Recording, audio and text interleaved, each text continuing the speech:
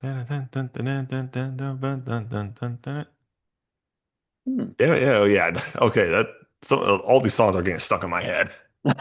Hear my home, let it thunder across this prideful ring till every last soul sings. Take my hand, we'll take your hand. Wait, what? Perfect harmony, we'll change and go till the end, no matter what it takes. Hear my home. Ah, God dang you, busy pop. Yeah. How's it going there, YouTube? I'm the Dork Reviewer, and then X comment. It's just the two of us here tonight because this is something that we kind of both like the most out of a lot of people in the group, which it has to be about this one particular show that has been taking over the world by storm for the past 2 years, which is the Double H Hazbin Hotel. Started off on a pilot episode, just one episode on YouTube, got millions and millions of views. Little do they know that Amazon was watching and they say, "Hey, we're picking you up. Let's put you on the air." It started from like an indie animator. Keep that in mind. It's actually impressive. So in a way, this is like an indie show. Exactly. I mean, of course, when you get picked up by both Amazon and A24, the kings of indie and like low budgeted studios, giving stuff the chance, and it was a massive hit. I mean, granted though, yes, some things from the pilot episode to the mainstream series did go through some changes. Most obviously were the voices. Like, some of the voices in the pilot episode were actually big anime voiceovers. You had Jill Harris playing the original voice of Charlie Morningstar. Yeah, with Elsie Lovelock actually doing the singing voices for Charlie. Yeah, I actually found that out recently. So, And then, and like you had like some other, like there was another like big name actor that was both. He played. I think he played Angel Dust. Michael Kovac. Yeah, Michael Kovac. Yeah. I hope I got the last name right. I've seen some of his work. He's good. Yeah. And then one of one of the other ones was actually one of my favorite characters, which is Husk. His voice actor definitely changed, but changed probably for the better. Like the original voice for the character was It was good. okay. It was good. Like it definitely fit the tone. But when you got Keith David to play Husker and this, I'm just like, yeah, this just fits. Yeah, it does fit. Plus, even the original actors from the pilot, they were actually supportive of the new actors too. I'm not even kidding. Jill and Erica, both voices of Charlie, they're good friends IRL. So it not all like casting changes or changes in general, because overall like the main idea about what Hazbin Hotel started out to what it has become, it's like night and day. It's like a huge, almost like a tonal shift. Like there's like a very, very strong heart in the pilot for understanding about what Charlie's plan is. Hell has become overpopulated. I know. Hell has become overpopulated. That's okay. That's different. And so Heaven has an idea. Extermination once a year. Just to keep the population in check. Like, okay then. That's not pleasant at all. So Charlie got an alternative. Open up a hotel where sinners can find a way to redeem themselves and go into heaven. Originally called Redemption Hotel, but little did they know that was going to get a massive change. So, like, we get some shenanigans, some fun. Like, you see what's happening in Pentagram City. Yeah, it's pretty much on the nose there, people. In Pentagram City, you're in the middle of hell. Come on. Yeah, more specifically, the Ring of Pride. Yeah. So it's like, okay. So we're getting all these little nuggets about what to expect from this particular story and universe.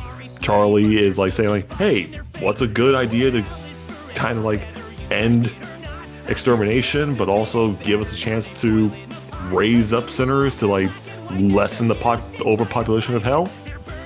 get them redeemed. Find a way to redeem them. Give them a second chance. And honestly, that's something that you don't really think about with Christian mythology, but also just certain things. It's just like you're either good, you go up, you're bad, you go down. That's it. Black and white rules. But it's in terms of that's kind of like what's so interesting about Hazbin Hotel. There is a foundation there, like there is like second chances to give, regardless of their faith. And that's why I think it's really good about that. It felt different from any like show that tackles like both hell and heaven alike, because I never seen any other show done that. No. But then of course we towards the end of the episode we get probably everybody's favorite character, and probably is the best character on the show, the radio demon, Alistair. And boy, yeah, it's like people, if you don't know Alistair in hell, boy, do they have stories about him. Best way to sum it up, he's a chaotic being. You know Discord from My Little Pony? Think of it like that, but as a radio demon. Yeah. There you go. I mean, the very first scene you see him, like he comes to the door, Charlie's like, Hello! Oh! Hey, Vaggie? Vaggie, the radio demon is here. The what? And then just the punchline is, May I speak now? You may.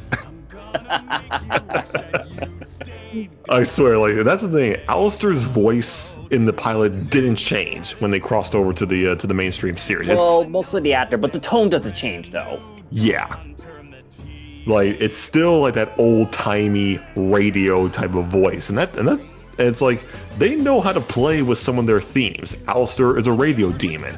Charlie is the daughter of Lucifer Morningstar, and you would not expect the daughter of a fallen angel turned king of hell to be this bubbly. Okay, Some people think they got it from the mom. No, that was all from the dad. yeah, because the dad, oh boy, when we saw Lucifer, like when you're hearing about this whole story about Lucifer, when Charlie was given the backstory, it's like, dang, is he just a tragic character? Like, is he like that? Like sad? Like the story sounds sad. No, this guy has an obsession with rubber ducks. Presenting the fantastic rubber duck that flips. It shoots fire. Oh come on, this is stupid. No one's gonna buy that. Just like, Well, this is the king of hell right here. okay, let's go for it. But that's when the pilot episode ended, and when we transitioned into the mainstream. We're picking up right after another extermination, and boy howdy did they, like, from the pilot to the mainstream animation, boy the animation got an upgrade. Yeah, it did. So like Charlie still being Charlie, and then like the whole Hazbin Hotel crew. You got Vaggie, Angel Dust, Nifty, Husk, and Alistair. So it's like, how is these group of people gonna be so good at doing their jobs, like redeem sinners to go to heaven? Charlie has an idea, and it's to talk to some of the angel representatives, and lo and behold, one of them, Adam. the first man himself, Adam, from the Adam and Eve story. Best way to sum up Adam, he's a cocky prick. He's the cocky, like he's like that, like cocky, like jock type of like character. And honestly, when I first saw him, I was like, I love this guy. He's hilarious. He's funny. He may be like I do see him as like a one-off character, but honestly, he made the most out of it. He definitely stuck out his mark. But I think that's actually what's interesting about Hazbin Hotel is how they tackle some of these characters, like how they tackle some of these like famous Christian mythology type of characters. Lo and behold, yeah, they're tackled in a certain way that is still faithful to what they know, but given that change that just fits in this universe. And as expected from the meeting, it didn't go well. Nah, no, it did not. Adam basically just said, okay, yeah, you get another, like, we'll be back in 6 months. And I'm just like, He reduced the time like, because he wants to. okay, how are they gonna get out of this? Sure enough, we have many other players like that are like pulling some strings. You have the introduction of the V's of like you got Vox, Valentino, and I keep forgetting Velvet. Velvet. Yeah, I keep forgetting her. I honestly keep forgetting about Velvet, which made her the weakest of the V's personally, but yeah, even though it's ironic how she says she's the backbone of the V's. I'm just like, I barely see I you. see that as Valentino, really. So like, but then we realize that there's history between some of these characters. Like Vox and Alistair actually have major history between each other.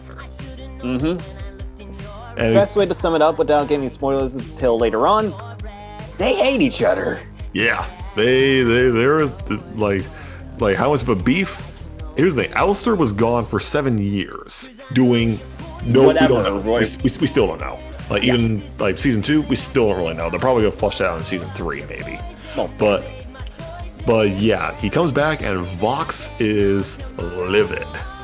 So Yeah, and he was more mad that Valentino didn't tell him right away. yeah, and what's actually really good about Vox's voice actor is just how well he can actually he seems like that stereotypical broadcaster news anchor that can just take something like on any like topics of religion, politics, genre, like whatever, and he can just like spin it in certain ways that will just make him look good. And that's what's actually so interesting about Vox's character. Like, okay, he's a TV demon, and it's like there's always like something going on. Like there's always something there's something about him, which gets revealed on later towards the end of the season and what was going to happen. Mm-hmm. But then we also got to see some of the overlords, because yeah, there is a hierarchy still in hell. Lucifer is obviously at the top because he's in charge of it, and then you had all the 7 deadly sins from the Hell of a Boss spinoff. That's probably a different topic, but they're there. So like Beelzebub and like all that, they're there, and then you have the overlords, and that's the thing. Alistair is one of them, and little do they know, the thing that kind of is like the catalyst for the meeting of the overlords and this whole story. Carmine Camilla, and the reason behind it, an angel was officially killed, which they did not know about.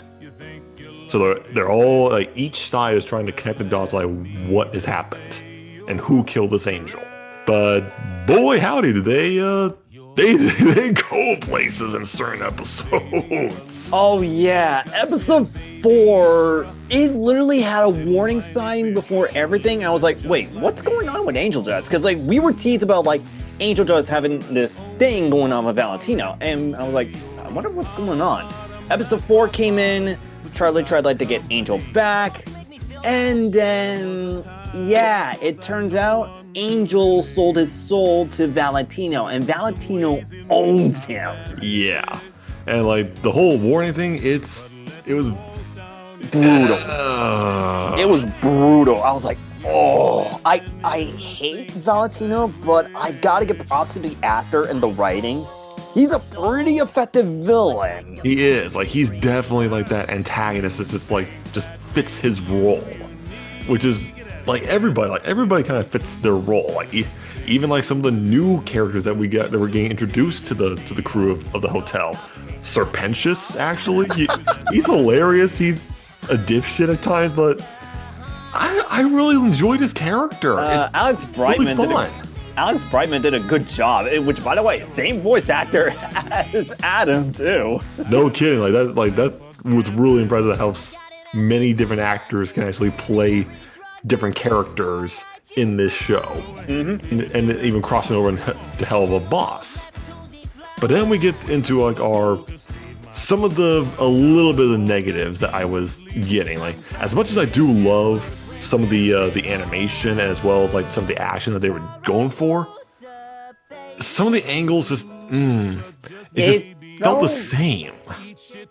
Like each like a tracking change felt the same. And as much as I do love it, like that's the thing about Hazbin Hotel. It is a musical as well, and I love musicals. But I felt like the animation could have improved on the angles a little bit more. But I'm pretty sure they might improve over on like with season 3, because I noticed that animation did improve a bit from season 1 to season 2. Indeed, but I think the one little nitpick I have with how they're doing the musical parts, is that as much as I do love a lot of some of the songs in both season 1 and season 2, it's just the timing and the placement. Like, for example, when we are hearing that Lucifer is telling Charlie to not do the meeting, to go to heaven, because she does get invited to go to heaven to talk about her plan. He gives this whole speech and spiel about like why it just doesn't work, but then it just breaks into a song number, and by the end of it, he just drops it. So it's like I kind of wanted to know, like, what did Lucifer do? Like, what did he try, and how can he actually relate that to Charlie? So some songs are great, but some of the placements, and especially some of the timing songs, is just like they need to work on the timing, really. Yeah, it just didn't work. And season 2 kind of had a little bit more of a strike against that when we get to that. Yeah, which is ironic considering when you did that rant, it was like that was from the best song in season 1 more than anything. That was so ironic. Yeah, it's just weird. But then when we actually learn more about some of the characters, like Vaggie, even though in certain ways Carmela did hit it on the head, like you have a cross eye patch on your eye and you're holding an angel spear. It's not rocket science. Yeah. The moment that I saw that, I was like, she's a former angel, isn't she? Yeah, she's a fallen angel, isn't she? And sure enough, boom, called it. But it is actually heart-wrenching to know that, like, yeah, she didn't really tell Charlie who she is, unfortunately, and that does cause a rift a little bit. Even though I still beg the question, like, how did her wings grow back again? That's my question. I don't know, because, like, didn't they establish, like, for fallen angel to go to hell, their wings had to be clipped? Yeah, and we even saw in the flashback that her wing that they cut her wings off. So it's like, am I missing something here? Okay. I mean, effective for both Adam and Lute, and that's another thing. Lute is Adam's right-hand woman. Like she believes everything this person says. That's like where I give a strike to Luke, because I felt like her character is really dependent on Adam, and yeah, it didn't really give a whole lot of time to flesh her out, really. Yeah, there wasn't really a lot of time to flesh her out. And then, but then some other stuff we actually are teased about some certain things is about the fan favorite, Alistair. Like, okay, like he's this overlord, but the stories about him that he just showed up one day, and somehow he's now risen to the power of an overlord. So that's like, ooh, okay, there's a reason why I liked him like that. I guess he's like that mystery boogeyman in a sense. And it makes it even more intimidating because, think about it, you know that bartender Husk? Not only he was a former overlord, but he sold his soul to Alistair. Yeah. Even I was surprised, especially when it comes down to that moment where Husk was actually leveling down with Angel so both of them could bond, which, by the way, I definitely approve of the chemistry. Oh, yeah, the chemistry is good, and that's why a lot of people fanship that. And honestly, even I'll admit, I do kind of ship them too. It does kind of show, like, just their chemistry and how they act with each other. It's like, yeah, there's probably something there. Yeah, but I think the one thing that really surprised me between Husk and Alistair is it's like Husk knew something about Alistair because that one quote he put down, big talk for someone who's also on a leash. I was like, wait, Like, Alistair is on a leash? and then Who owns his soul? like who owns this guy? And just like that's the thing about Alistair, when something like that, like Husk gives him like a down like stern talking to.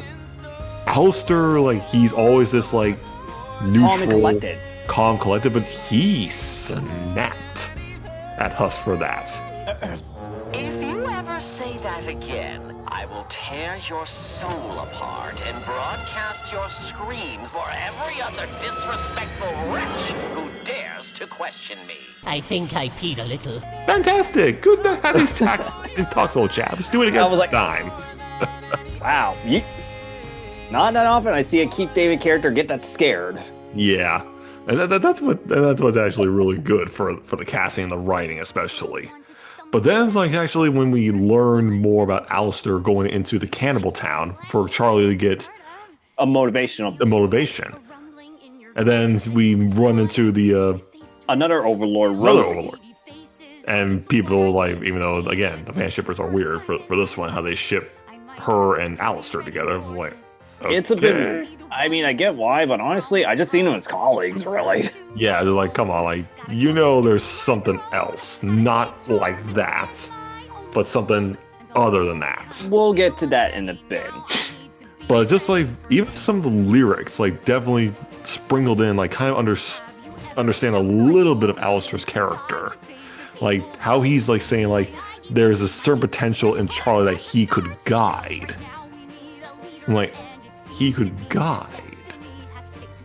What does he have plans? Like, there has to be some big plans that Alistair is like, he's aiming towards.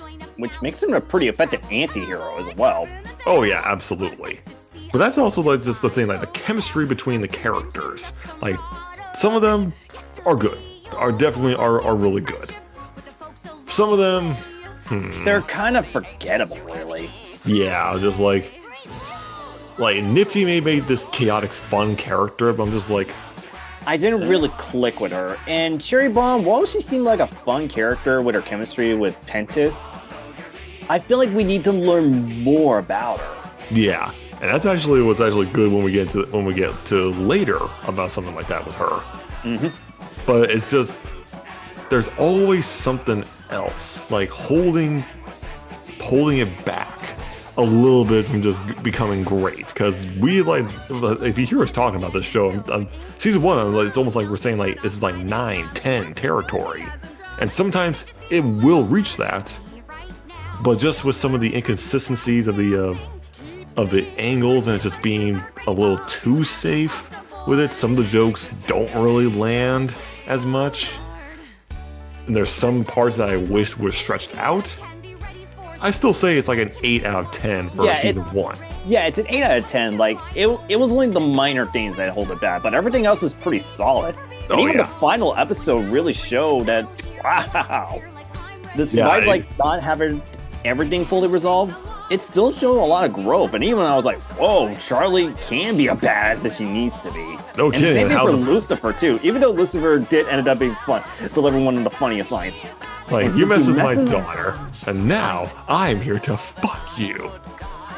Dad, this is kind of interesting. Dad, I believe you meant to say... Dad. Wait, what did I say?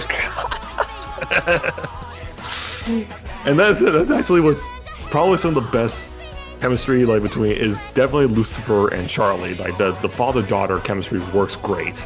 But I think some of the best chemistry is between Alistair and Lucifer. Just, who's the better dad? Who's the better dad? Butting heads over like I'm a better dad than you. Like, who you think? Who you gonna take? The biological one or the one that's been here since day one? And the song "Hell's Greatest Dad" just puts that on display, in full display. It's a dumb, fun song, honestly. But if I had I would say it's like in my top 5. If you were wondering where my top 3 songs are, it will be More Than Anything, both regular and the reprise version. Loser Baby, which is like between Angel and Husk. That was a good one. And the third one, Poison. Yeah, because that's the thing. Poison is like it's a catchy number of a song. But when you look at the lyrics, it's dark. It's dark. Like seeing it from Angel's POV, this is his life. This is his afterlife forever right now until he finds a way to break the contract. Yeah. Forced into it. But then of course it's just like the Sir Pentious' sacrifice toward That caught me off guard. I was like, wait a minute. He's gone? I was sad. I was like, no. But then the post-credit scene kicked in and I was like, And it's like, he got redeemed. it worked? Like even Sir Pentious was like taking like, what? Where am I? Hi. I was like, well, I guess that selfless act he did really helped out. Yeah. And that's that just proves Charlie was right. How about that? How about that? And then so that was season 1. And as we know, as we just said, there is definitely stronger good with some weaker elements, a little bit holding it back, but it was still a very fun, solid season. Cut to what we have it was like a 2-year wait. Yeah, it was like a 2-year wait. About a year or so. And then we got season 2. That just ended. Which honestly, the best way I could describe it, it's good, but it's bloated. It's bloated. It's like Amazing Spider-Man 2 bloated. There is a lot of subplots, a lot of different story elements that they were cramming into this season, and it's just like only a few of them got resolved. It's but like these. Let's start from how season 2 picked up. Basically, the hotel is being flooded right now. Every demon is surrounded there. Mostly not for redemption, but they were just impressed and they were wanting to kill angels after Adam died from Nifty of all people. Yeah, Nifty of all people killed Adam, and she is celebrated at the hotel for it. Okay. Oh, that was something. But it goes to the whole thing, like, Charlie is a nervous wreck right now at this point in time. Yeah, because this happened. After the extermination, this happened, and she's still trying to process on what to do. And she's trying to figure out how did Pentious get redeemed. Was he redeemed? Was she right, or everything else? And that goes into the first song, building off from what we had, has been guaranteed, and it's a toe tapper. It is a toe tapper. It's a pretty good one, and then it transitions to another pretty good song, "Trust Us," which is about the V's, which is basically the polar opposite of what's happening in the hotel. Yes, and as going off how season 1 ended, overlords the whole final battle ended hell is kind of disarray. So Vox has an idea. What if we became the top dogs right now? Yeah, because everyone saw the angels can't be killed. They had that info now, so they decided to utilize it. So what was kind of the whole big butting heads about this particular season? Was the fact that Charlie's trying to prove that redemption is real. Vox is using it to spin it in its own image to see that angels can be killed. We don't have to stay down here. What if we just go up instead? Which is the whole main overarching plot that we have for this season. And like we said, yeah, it's definitely, it feels you could tell after episode 2 and 3, it feels bloated. Yeah, because they throw in multiple subplots, the subplot between Husk and Angel having a rocky relationship, especially after Charlie tries to demonstrate redemption in front of Vox and Velvet. There's even another one when Penta's in heaven. Another one with Luke trying to get revenge after Adam's death. And then we actually got confirmation of what Alistair and Rosie's relationship is. Because, yeah, Rosie is the one that owns Alistair's soul. Yep. Like he's And the one that made a deal with her. Yeah, before he died. Which is just like It was that's just so embarrassing. anticlimactic. Like Alistair got Dick Cheney. That's the best way I can say it. He got mistaken for a deer and got shot. Even to the point where she even teasingly calls him my dear. I was like, oh boy. I was like, okay. But that's the thing about with Alistair this season. Like because he got injured, almost killed by Adam during their fight.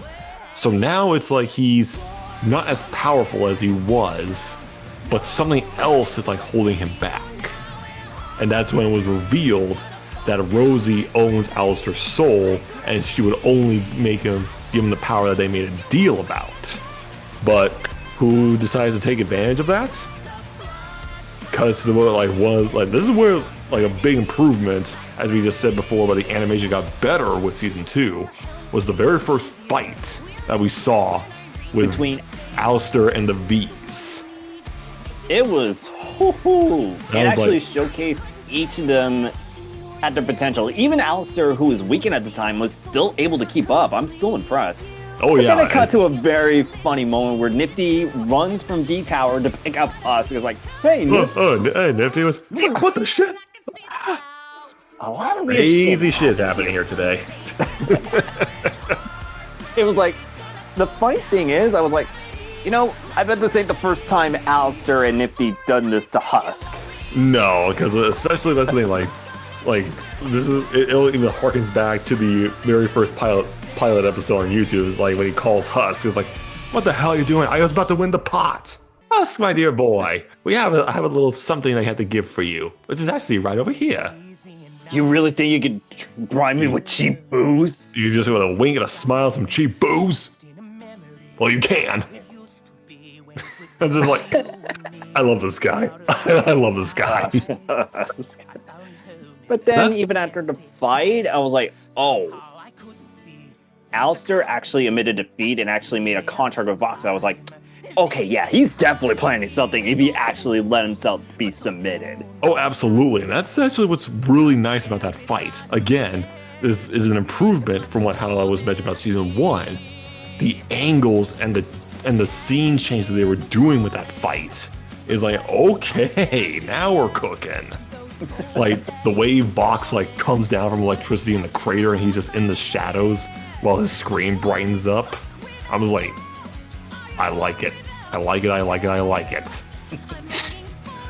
But it's just like the way Alistair made the deal was just like, really? It was like, really, dude?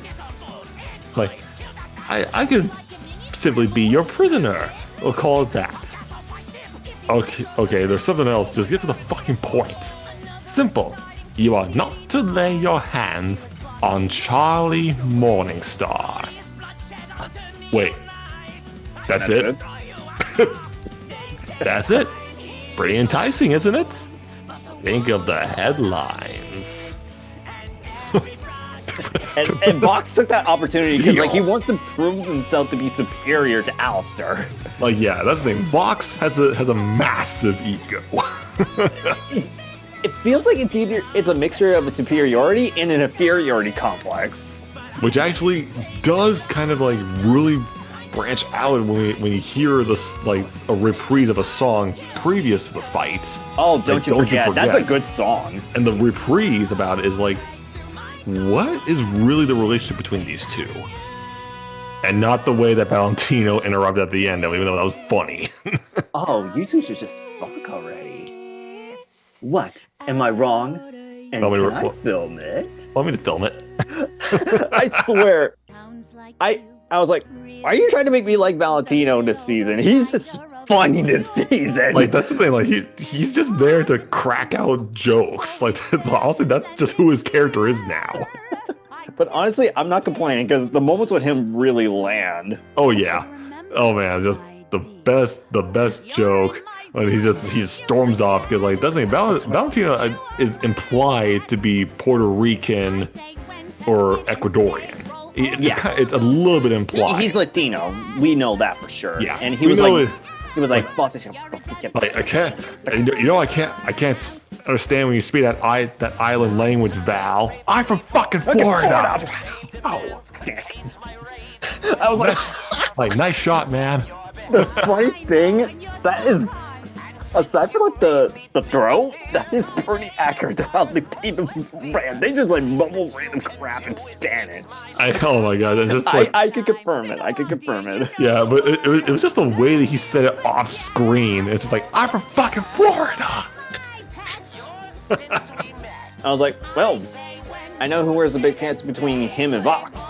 Yeah, because it is kind of like imply people that they are a thing. Yeah. Like, look back at the end of season 1 and then just how their chemistry and their banter in the season works. But then it actually kind of goes to like, how is Vox this influential? He's a great news person and like a good talk show person.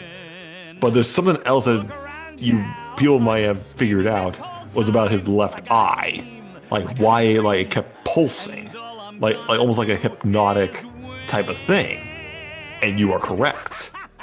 Harkening back to what we just said during the whole trust us, how it goes into a cult down there, and they're all like all the eyes are like glowing red from Vox. He hypnotized them, and it's tied into his backstory, which is summed up in one of the best songs of season 2, Brighter. Oh my gosh, like all he was doing was just trying to get a leg up to prove that he's the best. And that's in character. That's in character for him. Mm-hmm. But it's just like how it just kept building and building and building to the point where he gets killed by his own ambition. A TV that he said falls on him. And the crazy thing, I felt like the area that they were in, that was a pool of water. So he took down everyone with him, which explains, oh, that's how he became an overlord. He took down a bunch of people with him. Yep. And just how the transitions between like how he looks now in hell to his human side with the hanging bodies swinging back and forth, like, yo, they are playing with symbolism and transitions, and like this is where the animation really shines. Because there is another song where Vox took the message again because Charlie showed up to stop him from like gaining these followers to say like, yeah, Lucifer heaven. Actually. But then he goes into his other song, Vox Day, and then how it's actually confirmed the animators took a month to animate that song because of all the screens and the wings that Vox does that sprouted from him. Mm-hmm. I'm just like, that's dedication right there. Like Vox is like really was standing out as the main antagonist. That he earned it. He earned that villain spot for the season. Yeah, and I'll admit that I like Vox more as a villain than Adam, really, because Vox felt more like a threat. Like Adam, one note, we kind of understood what he's doing, what his whole purpose was. Vox had that reasoning. Like there's this ego superiority complex, and then we got the confirmation why he and Alistair have such a bit like butting heads with each other. Yeah, they used to like work. Yeah, they used to be like colleagues, and they wanted to form like an official partnership.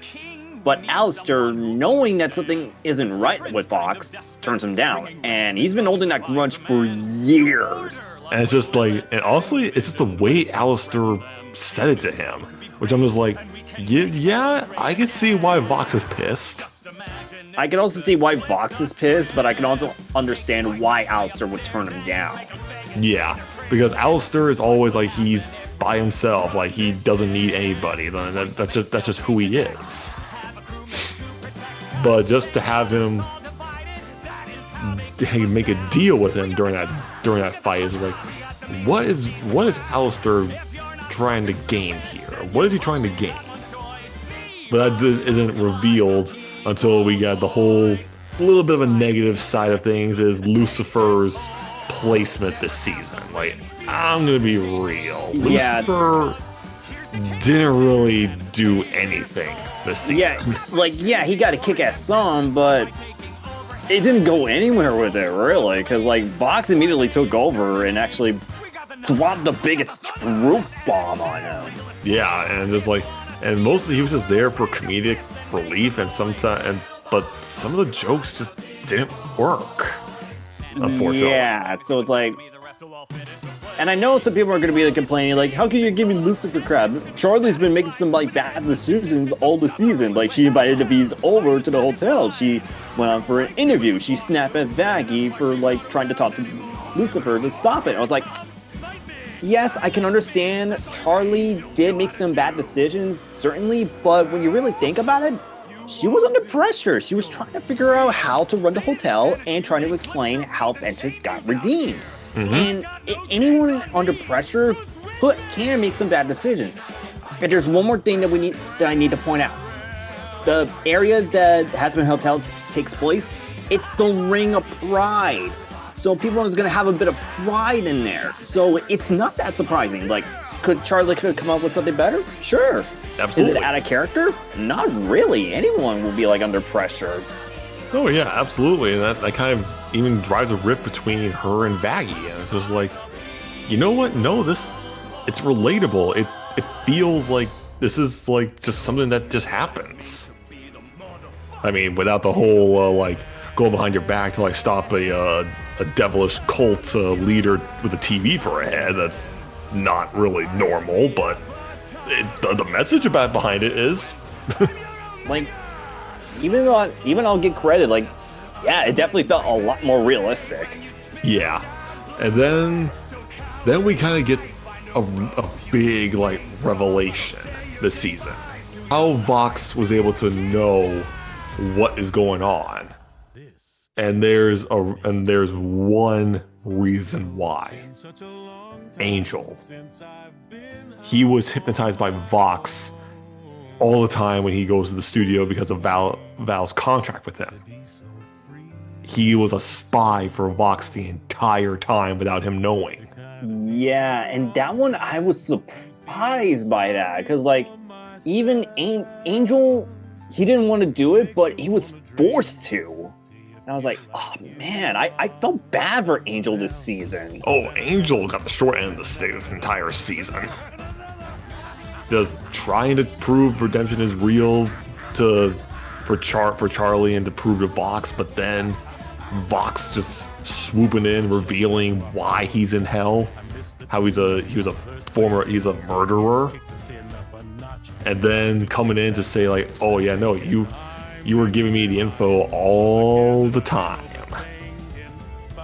And I'm just okay then. Vox, again, dude, you're making your case clear. You are a good villain. I get it. Can we ease up? I was like, I'll be honest, that is more messed up than what Valentino could do to Angel. Because, like, yeah, he does abuse Angel, but not to that degree. Yeah, not to the point where he just, like, mentally breaks him. But there's also one thing we're missing. Like, talking about season 2, is how is the whole Serpentius thing in heaven? And if I'm being real, they underutilized Pentius. They really did. It felt like it wasn't going anywhere. Like, we got his backstory and how he became an inventor. One thing. It's like, okay, like we could have done that in season 1. Yeah, but then the whole heaven thing, I felt it wasn't really going anywhere. Like, the new leader of the Angels, Adam's son, Abel, just like took over, and I was just like, okay. And then the whole thing, and then again, the whole thing with Loot, it was set up to be like revenge. I was like, are we not getting that either? Are we not doing that? Oh no, we are. We just got the last 2 minutes of this during the season finale. And then it was just like undone when Abel stepped in and put Loot in her place. I was like, well, that was a waste. Like, okay, that went nowhere. And especially when the whole like her seeing Adam's ghost and all that, I was like, Yeah, she's a major simp. She's a major simp, and she's cuckoo. She's definitely cuckoo. Cuckoo for Cocoa Puffs. But yeah, it was just Heaven didn't really do anything. Like it was just there as a plot point. And that just again, it just is a negative because it's just too much. There's just not enough that we can do. Like I'll be real, like, even towards like the end of the season, like as cool as the fight was between Alistair and Vox at full power, it's just like, okay, this is I mean, even though the way it started was funny as all could be. Oh yeah, because like Alistair break the contract all because Vox just did this to Charlie. I was like what? This doesn't count. I didn't say not to hurt her, you idiot. I said you're not to lay your hands on her. And you did. You weren't playing. You Trust me with a technicality? Seriously? This is also the thing. Before that, Alistair was actually able to break his contract with Rosie. Because here's the thing, he made the contract with her to be the strongest being in hell, guaranteed. But there's something else that Alistair was able to work it in. He made a deal with Charlie to do one simple little favor for him when the time comes. Yep, and this was the favor. Just stroke my friend's ego. Tell him he's the strongest sinner in hell. Come on, Charlie. Do me this one small favor. And when he said that, I was like, oh, that's the favor. And I felt like Charlie, I don't know why, I felt like Charlie knew what that favor meant. I mean, yeah, because like even though she didn't really understand the context, but it's like because she knew if she said this, his power level would grow because he's broadcasting TV. That's how he gets his power. And when he did that, he became more powerful than he ever was. But then, yeah, then it goes into the whole thing how then he just, technicality, just placed his hands on Charlie. You absolute idiots. I was like, well, that worked out. Which, by the way, aside from like the Alistair and the box fight, I gotta say, the fight between Valentino and Husk and Cherry, that was also pretty good too. Yeah, and it's actually, we even got some revelation like with Velvet. How she's technically a dummy. Like her whole body is like a mannequin in a sense. I was like, I didn't know that. I guess that does explain how she's able to change multiple outfits and how she's able to utilize the internet to her advantage. But mostly the outfits. Yeah, so mostly the outfits. That explains it. But yeah, even like when Angel was still hypnotized, or was almost about to kill Cherry, his own sister. Because yes, if people don't know, yes, Angel and Cherry are brother and sister. Yeah, they are. But jeez, like we almost crossed that line. But then of course Vox gets too big in the head, thinks he got one up on Alistair, but then was getting attacked, and he sent out his own pet shark wave. Yes, I know, people, yes, the wordplay is abhorrent with it. Honestly, I love that shark though. Oh no, yeah, the theory is that might be Vox's real body. And the way his character and his design, you kind of see it, like the way like he has like almost gills on his ribs when his shirt is off, and how he's like, even when you take off his head, he's still kicking. Yeah, he's still alive, even after like Valentino like mellowed him down, which by the way, I was like, well, that was something. And that was after like Vox is going crazy with the new weapon, which by the way, he's using Lucifer as a power source. Well, yeah. But yeah, he got a little like overboard as he said. Yeah, even Valentino and Velvet had enough. They had enough of him. Like Val was the one that actually ripped off Vox's head from his body. I don't know if this is a breakup, but damn, was that graphic. No kidding. And then of course, as they're going away, the day is saved because but here's also something else. They had to stop the weapon from overloading because it had too much power, or else it's going to explode, take both heaven and hell with it. And it only takes like Overlord higher being powers. And it's actually, if people didn't know this, you saw Nifty was using her powers, and I was just like, wait, she's an Overlord? she's an Overlord, a former Overlord. Which is weird, because if we remember in the pilot, Alistair created Nifty, but she's an Overlord. So I was, You're telling me what happened that there? part? So you're telling me that part in the pilot was not canon? I don't know. Again, it just adds more questions. But then it ends and then of course Alistair got his staff fixed because that was kind of his whole thing. He just wanted to be himself again, and he needed his staff back. And Rosie, being the mom, just like, okay, you earned it then. Much as I do think the ending was a little bit rushed, it did feel a little rushed with that. Yeah, because like, oh, boom, now everyone knows that Penchas was redeemed, and boom, Valentino took over Vox Tech. I was like, I'm kind of like, I mean, I didn't want to kill Vox because he probably was one of my favorite characters this entire season. But it's just like, it's okay to like kill off a character, especially if they're doing something like this. I mean, you kill off Adam in the most brutal way possible, and he was a villain and did his job part.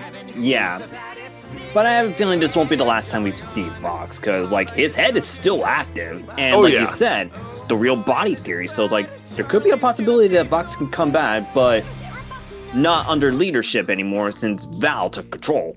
Yeah, and I think Vizzy did say that Vox has like a whole like growing up phase in like the next season. I'm just like, like, I'll see it to believe it. yeah. So with season two, as we know, it's hard to really get a grasp. Like, I like it. I think it's good. There are some things I really do enjoy more than season one. Follow-up, but like we said, it's bloated. There are like so many things they're trying to cram into once. Like, and this goes like the timing thing with the musical. Like there's like 4 more songs in season 2 than there is in season 1. Yeah. Season 1 had 16. 2 has 20 songs, and it felt like we were just breezing by some of them. Like 2 episodes had 3 songs crammed into it. I was like, that's not a lot of time for story, for character development. I'm just like, I like musical numbers, and they're fun, but we need story too. And that also kind of, I feel like that's also the same thing for like episode 4, because it technically has like 3, if you really think about it. Yeah, it is. In episode 6 as well, they have 3 songs. Yeah, and it's like episode 5, wow. Yeah, they really upgrade the number of musicals per episode. So I'm kind of hoping that they limit the songs. I think what I would do, maybe like have majority of episodes be like 2 musicals at least, but at least like say like 1 or 2 episodes with just like 3 musicals, just time them better. Yeah, exactly. Like go like do what season 1. Yeah, the timing was a little bit off, like in placement of the songs, but it was only 2 per episode. And I'm just like, that's fine. I can deal with that. It still gives me time and a breath in between to like look at the story and hear the characters. Because they dropped a massive bomb for a cliffhanger in season 2. Oh yeah, when Charlie finally got a call from her mom, which by the way, somehow has a connection with Luke. Yeah. It doesn't go anywhere. Doesn't really go anywhere, especially when they brought her up and like Seraphim knows about Lilith. Like, and from like heaven knows about her. Like there was a deal like somewhere in there. I was like, okay. What are we gonna do? What are we gonna do with this one? And I mean, we have to wait though, because season 3, they said it has been recorded. It's like the recording is done. They just got to animate it. Yeah, which will take time. It will take time. So I think by then, we might get it in 2027 or 2028. Odds are probably late 2027, maybe early 2028. Given like, because of course they're also working on Hell of a Boss season 3 at the moment because they also got acquired and they're now bringing it into Hazbin Hotel. So haven't got that. But like overall, season 2 is like it is a downgrade from season 1, but I wouldn't say it's bad because like when it had its moments, they had the moments. Agreed. So like season 1, I gave an 8. Season 2, I'd say if I'm generous, a 6, but if I'm being honest, a 5. I'll give it a 6. It is slightly above. It is a slightly above average season. Like there are still some good stuff I like about it. The characters are, some of them are done a lot better. We get a lot of development from some of them.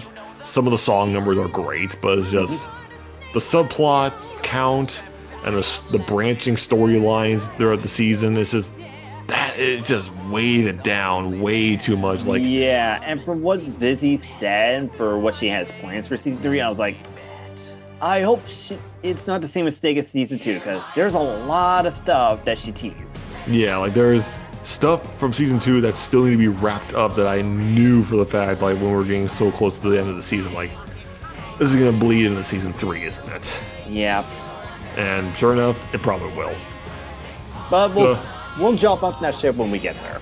Yeah, because I still enjoy Hazbin Hotel. I still think it's a global phenomenon. It is like something that is like brand spanking new that people have just started cosplaying as characters. They started doing cover songs of some of their favorite songs. It's almost like a lightning in a bottle, as one would say. Like it came at the right moment to get this fandom that it created. And I cannot wait to hear more of these actors. I cannot wait to hear them. Yeah, I can't wait to hear more. Stuff. I can't wait to hear more from them. And if people actually do want to meet them, I do recommend it. A lot of the actors from the series, they're good. Yeah, they like some of the behind the scene videos you see on their social media. They're having fun. It's just what it is. They're just doing what they love, and it's a theater project. And they love the fans as well, so they're very friendly with them. So either way, season 1 and season 2, that is what we say about that. So view of Hazbin Hotel seasons 1 and 2 for right now. And yeah, it may be a little bit late coming because like season 2 ended back in September, back in like early December. Early December. So it was like a little bit late, but whatever. But, we still have enough time to talk about process everything. Exactly. Like we needed to like really get our juices flowing with this one. How did you enjoy season 2 of Hazbin Hotel? Because I know everybody loves season 1. That's no brainer. I definitely want to hear like people's thoughts on season 2. And if you're interested into like musicals or like want to get inspiration getting into that stage, I do recommend checking it out. It's actually pretty good and a lot better than a lot of Disney's modern films. I'll say that much. No kidding. This is actually the Disney for adults, people. That's the best way I can say it. So let us know, and we'll see you guys in a future video. Have a good night. Hear my heart.